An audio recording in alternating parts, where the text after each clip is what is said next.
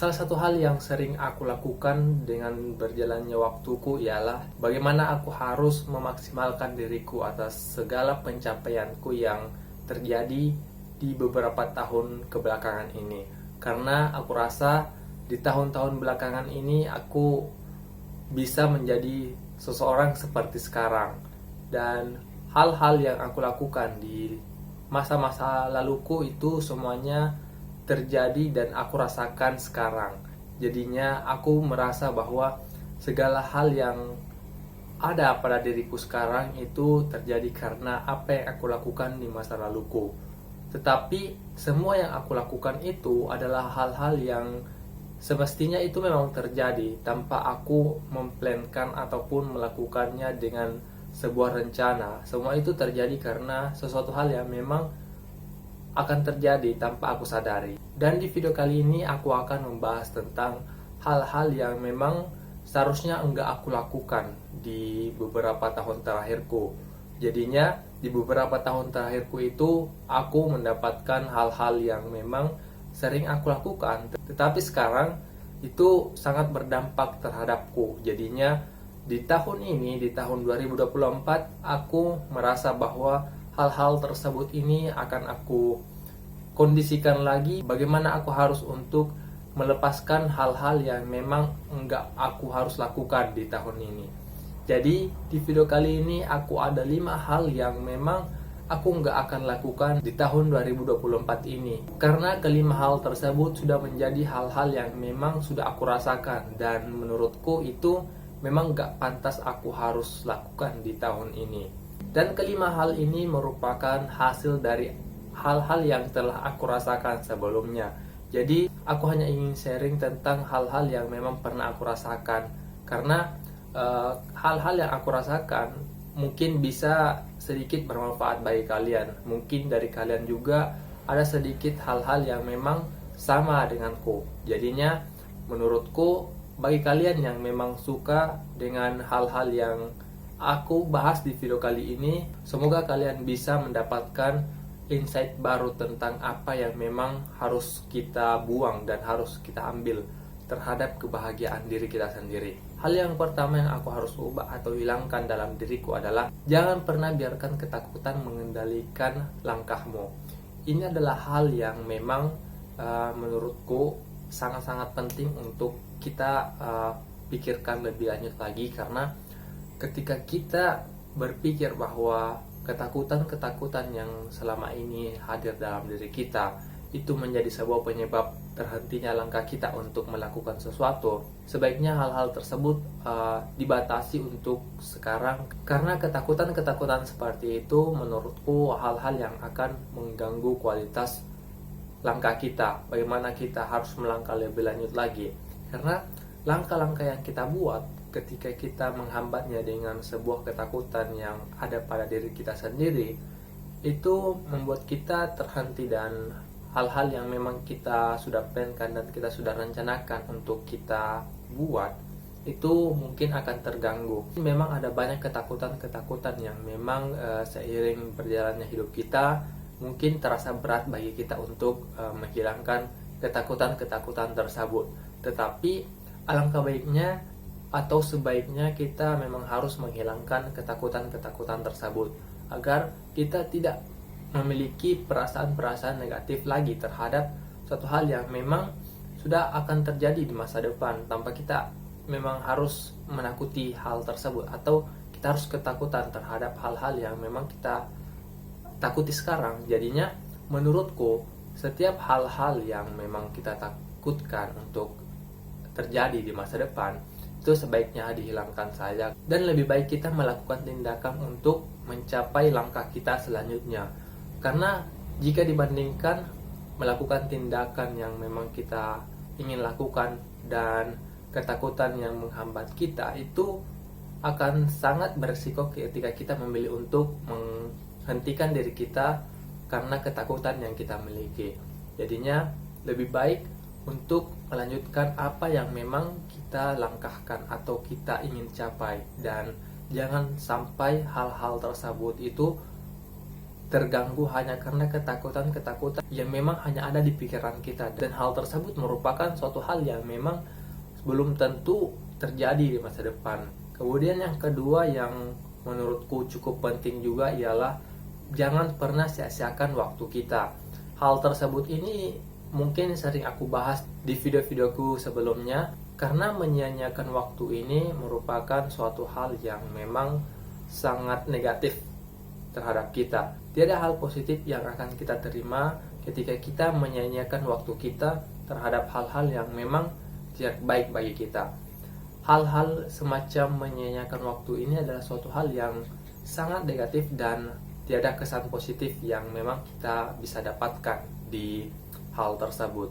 Jadi sebaiknya menurutku hal-hal ini cukup untuk kita biarkan saja di tahun sebelumnya, dan di tahun ini sebaiknya kita bisa untuk menghilangkan, ataupun jika kita sulit untuk hilangkan, sebaiknya kita kurangi untuk menyia-nyiakan waktu kita. Karena ketika kita tidak menyia-nyiakan waktu kita, ada banyak hal yang akan terjadi seperti produktivitas kita dan hal-hal lain yang bisa menunjang kedisiplinan kita. Jadinya kita tidak sia-sia untuk membuang waktu kita. Jadi kita bisa berpikir yang sebelumnya kita hanya menghabiskan waktu kita untuk scrolling TikTok ataupun sosial media, sekarang kita bisa menggantinya dengan membaca buku, journaling, ataupun membuat konten-konten kreatif di platform YouTube seperti saya sekarang, untuk membuat kita lebih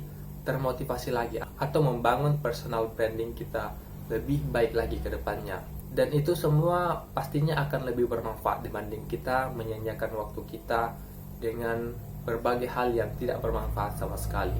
Kemudian hal yang ketiga yang harus kita jauhi ialah jangan pernah kita berpikiran negatif terhadap diri kita sendiri.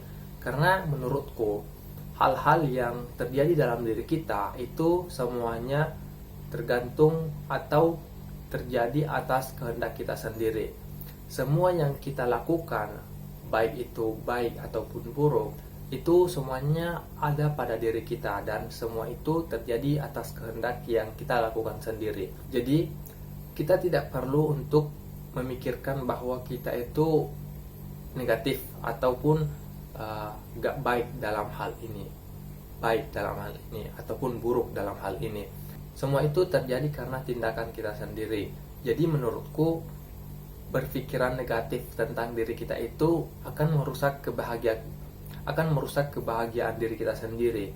Jadinya hal-hal yang sebelumnya kita kembangin ataupun hal-hal yang baik yang kita lakukan itu berdampak buruk terhadap kita, karena kita berpikir bahwa ada hal-hal buruk yang selalu kita pikirkan dan kita anggap semua itu negatif. Jadinya semua hal-hal yang buruk ataupun baik itu menjadi tercampur aduk, dan hal-hal yang sebenarnya baik itu kita pikirkan itu kita jadikan sebagai sesuatu yang negatif.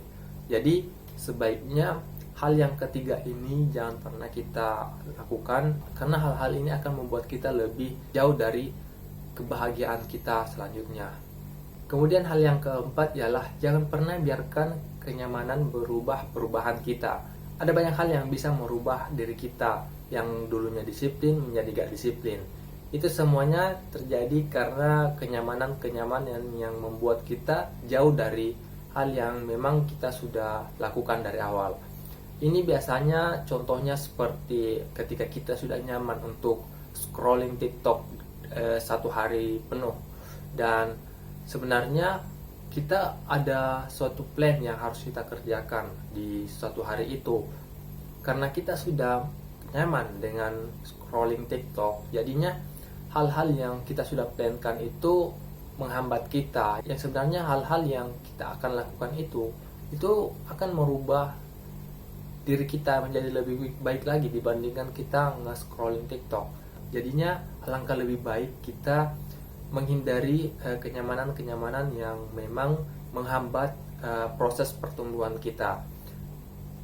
Kita harus bisa memilih hal-hal apa saja yang bisa membuat kita nyaman dan bisa menunjang perubahan kita selanjutnya. Jangan sampai kita kenyamanan terhadap hal-hal yang bisa merubah hal-hal yang memang sudah kita tanamkan dari awal, dan merubah sesuatu hal yang memang tidak pantas untuk kita ubah dan tidak pantas untuk terjadi dalam hidup kita.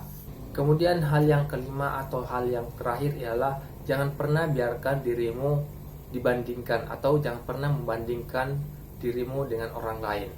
Ini adalah suatu hal yang sering aku tekankan terhadap diriku dan kalian di setiap video-videoku yang aku buat, karena membandingkan diri ini adalah suatu hal yang mutlak, adalah suatu hal yang salah.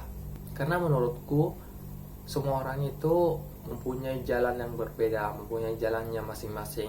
Ketika kita membandingkan diri kita sendiri dengan orang lain yang notabene mempunyai jalan mereka sendiri, itu membuat kita merasa bahwa kenapa aku menjadi seperti ini dan kenapa dia seperti ini. Sebenarnya kita mempunyai jalan masing-masing. Mungkin dia sudah mencapai level tertentu dan kita belum mencapai level tersebut, tetapi mungkin dengan seiring berjalannya waktu, level yang mereka dapatkan itu mungkin akan kita dapatkan seiring dengan berjalannya waktu, karena proses yang kita lalui itu mungkin tidak sama dengan mereka. Jadinya hal-hal yang mereka lakukan, hal-hal yang terjadi pada diri mereka itu sebaiknya jangan pernah kita bandingkan dengan diri kita sendiri. Dan alangkah lebih baiknya kita harus tetap melangkah saja dan jangan pernah berpikiran terhadap hal-hal lain yang bisa mengganggu proses kita untuk berkembang selanjutnya, seperti dengan membandingkan diri ini. Jadi lebih baik kita memikirkan diri kita sendiri terlebih dahulu agar kita bisa mencapai semua hal yang memang kita inginkan di kedepannya.